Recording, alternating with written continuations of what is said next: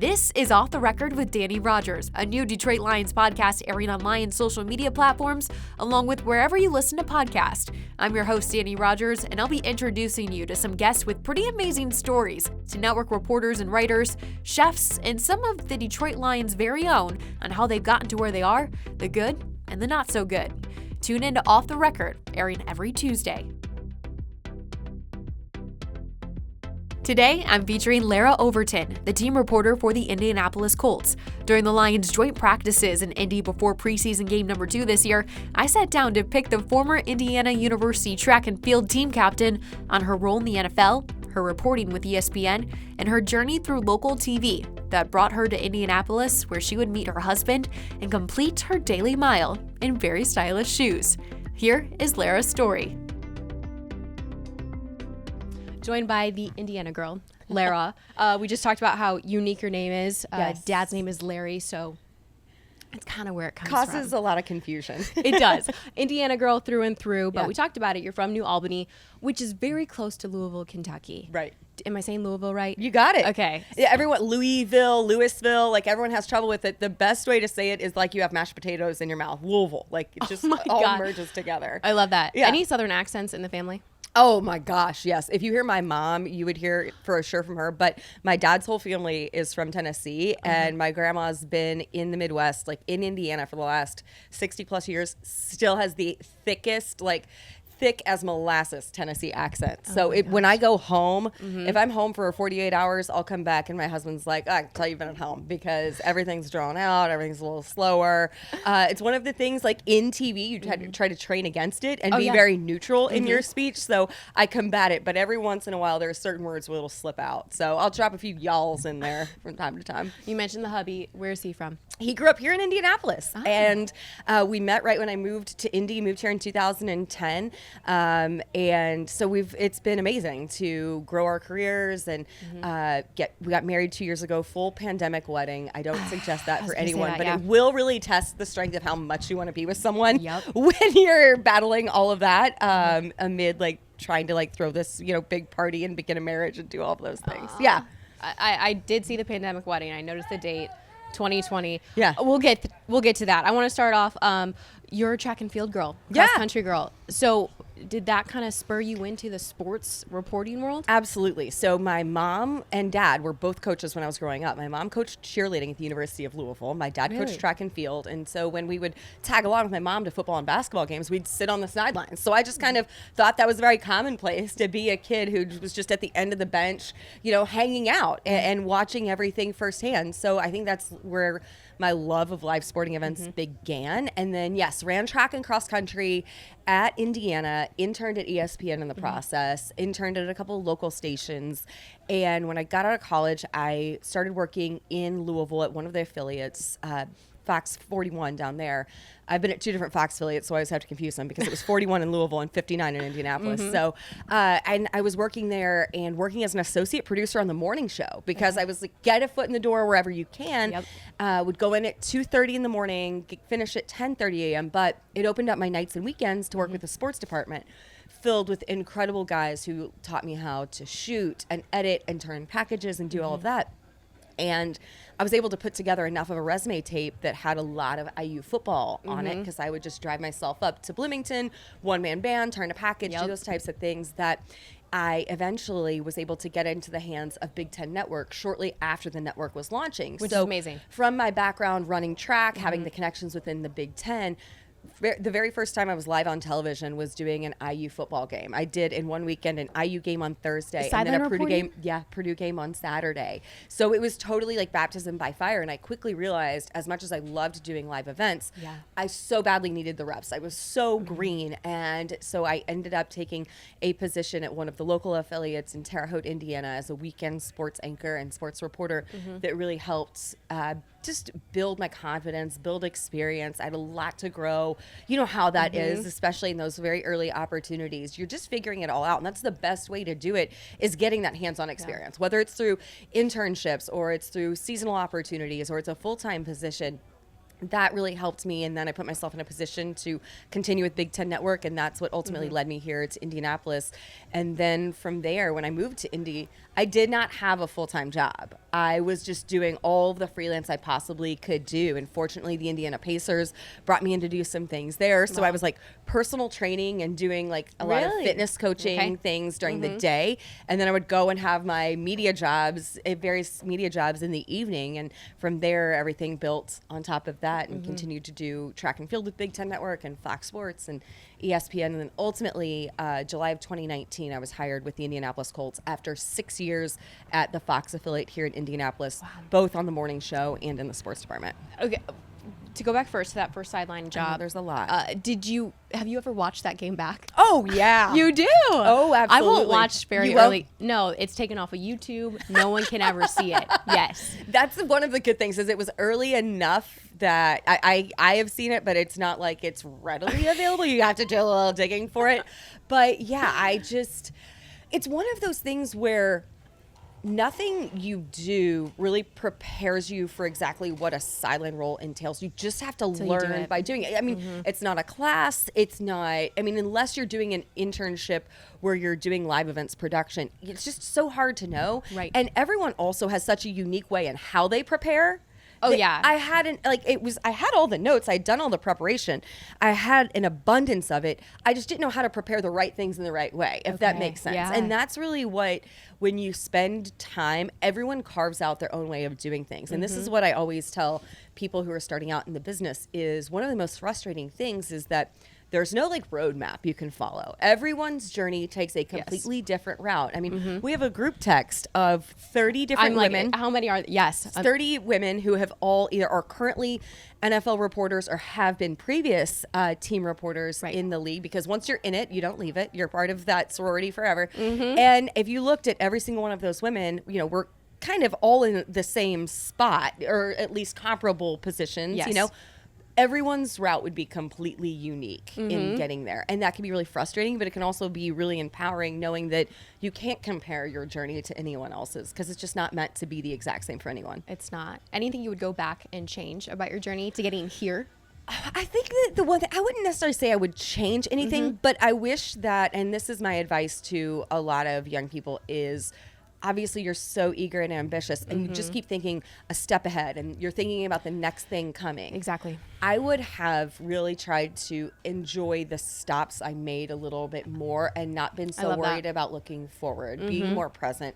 The old saying, be where your feet are, because when you're telling those stories, wherever it is, whatever market you're working in, whatever role you're working in, the person's story you're telling is the most important story to that person, and they deserve that attention. You shouldn't be, it's just a package on whatever this is, and I just have to turn it around and get it done. It shouldn't be a just get it done approach to anything. You should approach each and every opportunity with care, because that's not only part of your responsibility, it's also what that team, that player, that coach, that person's story deserves. Right. Is there a story that sticks out to you that you loved telling at one point that you really haven't forgotten about? Oh my gosh. I know it's a loaded question. That is such a great question. And there have been just tons of them. Well, recently we've launched a series with the Colts in that we have gone back into the archives and talked with some of the scouts about how certain guys ended up as Colts. Really? So one of them that I have loved, we've done one on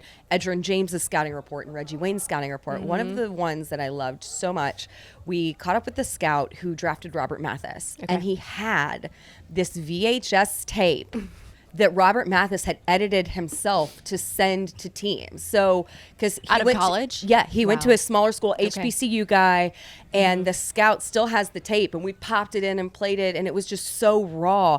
And it was this grainy film that you're able to watch. And, those guys, those gems that you're able to find is so much of what makes the scouting process so intriguing. Like it's easy to, I shouldn't say easy, but finding the first round guys, like they flash, right? Yes. But how do you find a guy who goes in rounds 4, 5, and 6 who ends up being the league's all-time leader in strip sacks. That story. On a grainy film. On too. a grainy film. And it just shows you the ambition that he had to put this tape together and to, try to provide himself that opportunity, how motivated he was to defy all of the odds, coming out of a small school, coming out of a tough background, to rise above all of the challenges and create that. And so that was just recently one of that's been the most fun because it's such an underdog story and it's such an inspiring story for so many.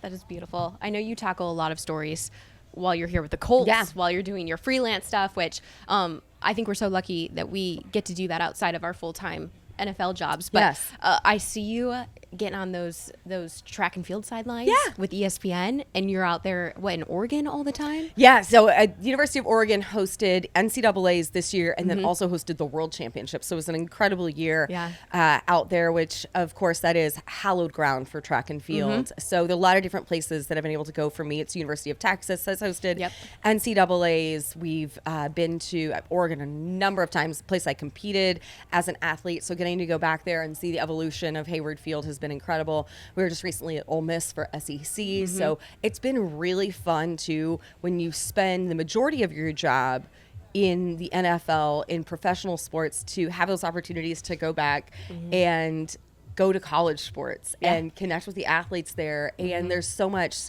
significance to those stories and to what they're trying to achieve, especially when there's something about college athletics championships, right? That's just, it is like the purest form. I love it so much. Which you competed in, right? Yeah, I did. At So IU. I went to 2 national championships in track and 2 in cross country. What were the events? So I ran the 1500. Ew. That was I was a middle distance runner. I really thought I was an 800 runner. And I ran the 800 a lot. And then my coach was like, she was only really doing that to now we're going to move you up to the 1500. I remember being like, we're going from 2 laps to 3 3/4 laps. That seems a lot different. And it was in the sense that there's a lot more time in the 1500 than there is in the 8 just to think and strategize. And I was always like, I wanted to go out to the front and just run from the front and run from ahead. And you can't quite do that because you give everyone the opportunity to just reel you in from there. You're basically like the rabbit out there, up front. So it took a lot of learning. And I think that I wish that I had, and this kind of is the consistency across my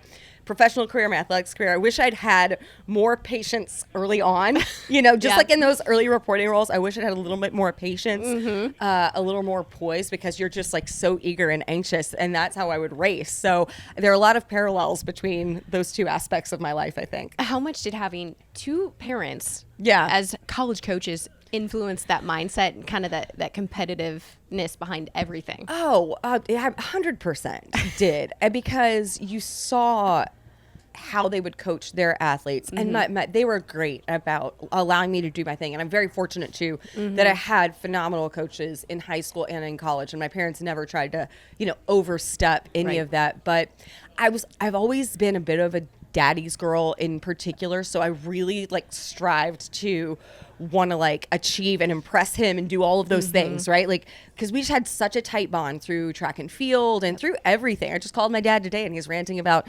the White Sox, and he's asking about our depth at linebacker right now and different things. So he's always had that connection. So it was one of those things where I think that I saw how much he saw potential in his athletes and how they would respond or how they didn't respond, and the impact that had when they would underachieve. So it's always been one thing that has been a common thread in the course of our family is being highly competitive, being really invested in sports, but also really being the biggest cheerleaders for one another. And when you have people who are so invested, you want to do the best, for them, friends, family, coworkers, whoever it is. So that's certainly been something that I've carried into this aspect of my career as well. In addition to everything you do for Colts, ESPN, Fox Sports, Big Ten Network, can we talk about the shoe game?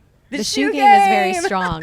Thank you. The Instagram page is flooded with the shoe game. It is. It is marvelous. Thank you. I did something that I would say that is an influence for sure of working in the league when you see so many guys who have incredible shoes. Jacoby Brissett would always have these really unique shoes when he was the quarterback here. And I was always in awe of Jacoby's shoe game. And he told me a bit of information that I value and I also hate him for. He told me about the GOAT app. And so now I'm addicted to the GOAT app and finding, shoes and different things. Yes. And so, Jacoby, I love you. I appreciate you. You have helped my shoe game. You have hurt my pocketbook. But yeah, so it was one of those things where I'm really self-conscious. I'm pretty petite. So I was self-conscious on the sidelines about being short. So I would always wear wedges on the sidelines. So I would have a little extra elevation, especially when you're talking to DeForest Buckner or, you've seen what our tight ends look Even like. Even Coach Reich is very tall. Yeah, Coach is like 6'4", 6'5". Right. Yeah, exactly. So then it was like, okay, if I'm going to be dressed up on game day, you've got, suits, whatever it is you're in professional wear. I eventually needed to wear tennis shoes. And I just didn't want to wear average, just my regular. You can't. I can't put my running shoes on that I run every day. Don't. Right? No, we can't do that. So it was like initially my gateway was the dunks. I've got a pair of blue and white dunks. Yes, so perfectly Colts, love the dunks. So there's those. And I was like, oh, I'm a big Air Max girl. I'm wearing Air Max. These are beautiful. They're I a was little say, filthy right show now. them. So from training camp, and then it was like, okay, Air Max, and now I've gotten into the Jordans, which is what might be my downfall. Which ones? The ones are my favorite. I agree. The Jordan ones. I just They're got classics. my first pair. They're such a variety of colors, so it works. But I figured I was like, okay, I got to come in with strong shoe game because you want it to complement the outfit. Well, then guys would start asking what shoes are you going to wear, and now I'm like, oh no, there's an expectation that I got to come strong. You do earn some credibility, You do, as long as they're way. tied right. Apparently, mine weren't tied right the other day. Danny. You hear it from your players. You do. They're Absolutely. like, you're They'll going to keep need you to in tie check. that up Yes. one more hole. Absolutely. And it's kind of rude, but I respect it. They're just looking out for us. Okay, yeah, shoe game is amazing. And Thank you. Another part of your social media, which I see every single day. Getting this bug off of you. Thank We're you. literally Thank you like very next much. to a farm, so you're Cornfield, getting, tractors over there. Yeah. Forest is over there. There's like cows right down the street. This is Indiana. You can't smell anything though, yeah. No, it's no. really great. Yeah. Very wholesome here. I have to say, every day on your Instagram story, you post the Daily Mile. Yeah. What day are you at right now? I am on 1,024 consecutive days. Over 3 full years. Almost 3 years. So I Okay. started in 2019. November 1st of 2019 was my first day. Why? That is a fantastic question. Probably what I've asked myself 1,024 times. So I've always been a runner. That's, my background. I actually had 3 knee surgeries when I was in college. Ooh. So I wasn't sure. There was one point where I didn't even know if once I was done competing, I would be able to continue running. Or walk. Yeah, or walk. Yeah, exactly. There is a guy who I follow who is a fitness instructor in Chicago. He's a Lululemon global ambassador. Shout out to Jeremy Walton. He's one of the most inspiring, motivating people. He was doing the Daily Mile, and I saw him doing it, and I figured, okay, why don't I try and do it from November 1st to December 31st? I'll go just 2 months. Let's just see if I can do it. So I got through the first 2 months, and then I realized if I did 100 straight days, it would run. My birthday's in February. It would basically carry me into my birthday, and I figured, okay, that's kind of a good way to go 100 into miles, a new year, let's go. right? Like 100 Yes. days consecutively. Well, I got to 100 days. I still felt good. I was like, let's go for 200. And so I kept it up. Well, now we're into 2020. And I'm on You the had Daily nothing Mile. else to do. Yes, and running was one of the things because you could go outside. Obviously, you were Only the couldn't- few places you could go. Right. Yeah. So, and I'm very fortunate that we live in an area that has a lot of running paths. So I was able to stay distance from people and go out and run and kind of be secluded and all of that. So it was my sanity through a lot of that, just being able to have that. And I'm so grateful that I've been able to stay healthy and go on this as long as I have. And one person I was just talking to is, I was saying that I think because when I'd had the injuries that I'd had, I would basically run a half marathon and then take 2 weeks off, and I would go high mileage. I would do this kind of yo-yo type of thing.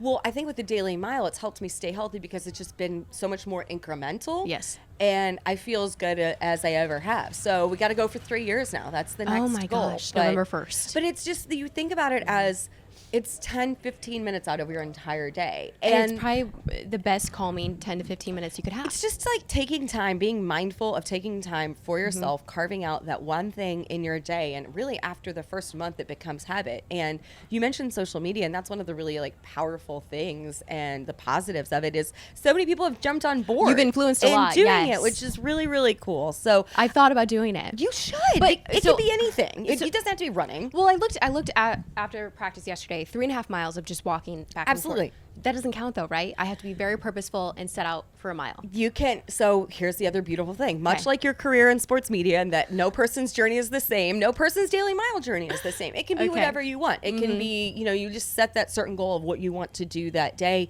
I've told people that if running's not your thing or if walking's not your thing, you're limited, like, make it 10 minutes of meditation or 10 minutes of stretching. Like, I have one friend who did 10 minutes of core work for 6 months. So that was what she did. Then. So and it was just because she was having some back issues and different things. So that was what she did. So for me though, the way I do it is, like, I walked my dog this morning. That doesn't necessarily count. Tugboat. He's an English Mastiff. He's large dog. Large, very large, very sweet. Thinks he's a lap dog, gentle giant. So I walked him for about a half mile, and then I tack on a mile. Okay. At least a mile. Okay. Some days there are more, like, yesterday I did 4, but today was just 1. So we're in training camp. So You take a load off. exactly. Yeah. I'll get those 10,000 steps. I love it. Okay, before we wrap it up, I know you just seem like the queen of balance. So Thank you. how did you balance a pandemic wedding with this career and navigating this lifestyle, which hubby, I'm sure, is very patient and very understanding with this schedule? Well, I thank you so much. I appreciate that so much. Don't believe everything you see, because as it might see that there's balance. Like, yesterday was pure chaos. Like, I left my swipe card, my credential and everything for, like, our office here, left that at home. I was a full disaster yesterday. Like, I will tell you. So it's not all as it seems always, but I think most of it is leaning on the people around you and having a great support system and having your people at work and having your people at home and having those different people who you can call on to help out. Like, I just think about it all the time. I'm so grateful to be surrounded by such a wonderful team. Of course, like, on the field, our players and coaches, but then our production team, when it's like, there are times when I've been struggling and, I've my friends who are like, hey, how can I help you with this? Or, if there's, so I think that it's being more comfortable asking for help and not being so, I don't want to say arrogant, but that I can handle everything. I don't need anyone else. That's one way to say it. It's like, don't be too proud to reach out to those people and to, have those people that you call upon, and also being able to call upon different people for different things. I mean, I think about, just even our group text, like, when it's like, guys, how are we juggling wardrobe? The most random, tiniest things. Question you think, but it's a village, and I think that just having the reassurance that you never have to do anything alone, and that you have those people, and it can be, something as minor as, having those people you call upon to lift you up on a bad day, or when you're really struggling and you need really significant advice, just knowing those people who you have in your corner and knowing that everybody is there for you and supporting you. So I think that that's the biggest key, is just never having to carry that whole load on your shoulders, and using the people who are around you, because they want to be used and they want to support you and want to see you succeed. You just listened to another episode of Off the Record with Dannie Rogers. A new episode drops every Tuesday.